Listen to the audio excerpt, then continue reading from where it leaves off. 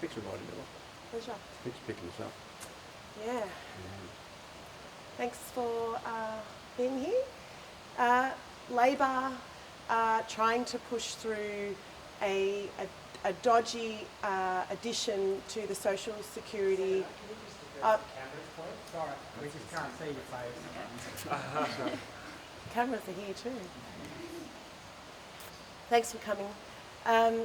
Labor are trying to push through a dodgy addition to the Social Security legislation that will see children going hungry.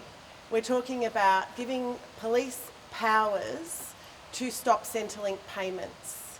Now, this inclusion, last-minute inclusion, has not been scrutinised by the House of Reps or the Senate or the Human Rights Committee, which I sit on.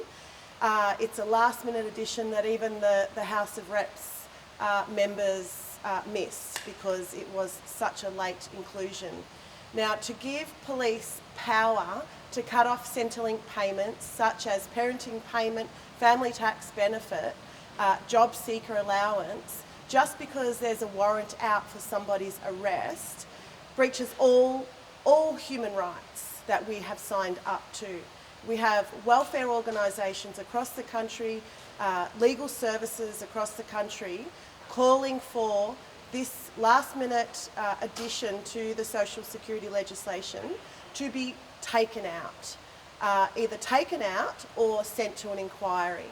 So just because the cops can't find Desi Freeman does not mean that the rest of the country on Centrelink benefits has to pay for one person's mistakes. So we're calling for either an inquiry or for this addition to be taken out so that children, ultimately who will be punished as a result of this last-minute addition, get to go to school and eat on those really important Centrelink payments that, you know, our most vulnerable people in this country rely on.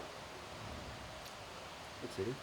I loudly applaud Lidia for picking up on this. It's further proof of the value of independence in both houses of Parliament that we are there to keep our eye out for sly and sneaky behaviour, quite frankly, by the major political parties. Because it was sly and sneaky. It was a last-minute amendment. There was simply no chance for anyone to pick it up within the House of Representatives. So good on Lidia for picking it up in the Senate. There are two things that jump out at me about this. For a start, it's a fundamental breach of natural justice. Until someone has been convicted in a court, found guilty, then they are innocent.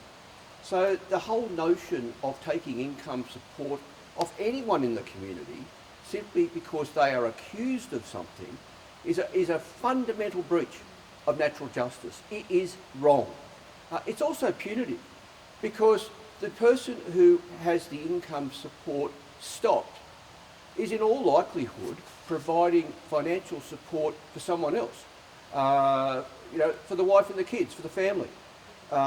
So this is an attack not just on the natural justice that is owed to an individual in the community, it's an attack on their whole family.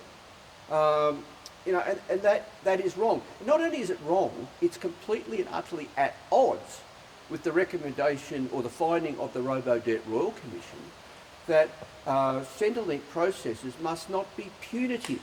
Centrelink is there to support the community, not to punish the community. And here we have a federal Labor government which is slowly crab walking across to the right and becoming more and more conservative and more like the other mob. And that's very, very distressing for a lot of Australians.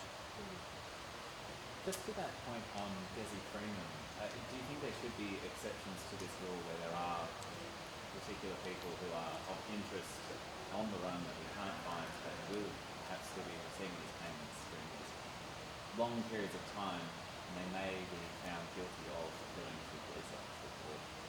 But, in these circumstances, should there be exceptions for characters like that? My view is people are innocent until proven guilty. We look at the assault on Aboriginal women who are victims of family violence, and the cops rock up and those Aboriginal women become the perpetrators. Now, this has long-reaching impacts on so many other people that it needs to be taken out of this legislation, and an inquiry needs to happen so that we can deal with issues like the Desi Freemans. Yeah, I'm going to be risk being a bit controversial here. The fact that income support might still be being paid to Desi Freeman, I think a great many Australians would find that at best unpalatable, at worst deeply offensive. It offends me. But you know what offends me more? Is countries that lose sight of fundamental guiding principles and abandon those principles. We see it in this place regularly, or at least from time to time. In the 15 years I've been here, people have been hounded out of Parliament because of allegations. In the case of a former Attorney General, an allegation that ultimately was not proven. You know, we need to get back to basics in Australia. We're a country with integrity, and we need to hold on to that integrity and to keep acting with integrity. And sometimes it hurts. Sometimes it is really confronting and unpalatable, the fact that Desi Freeman might be still getting Centrelink benefits. But you know what? He is not convicted of any crime. And I will defend the rights of everyone in this country to natural justice. Let them be hauled before a court eventually, and let the court decide. Not politicians here in cahoots with each other, because I don't doubt that the major political parties were well aware of all of those last-minute amendments before they were dropped into the House of Representatives and rammed through the reps. And I'll just add that police already have immense powers. They can go into your mobile phone. Police don't need powers to stop people's Centrelink payments. It's an overreach, and as I said earlier, it breaches people's human rights. So take it out of the legislation. You're being caught out, Labor, and send it to inquiry. Ms. Thorpe, is it your opinion that those who charge serious crimes, that the Australian taxpayer should continue footing the bill for their payments, even if there is a mountain of evidence against them? We're talking about people who have not been charged. We're talking about people who may have a warrant out for their arrest, who may not even know that they have a warrant because they keep moving addresses. We're talking about penalising people's children, and when children are affected here, then there's something wrong. And if there was any good about this last-minute addition to the legislation, then why weren't they up front and telling people?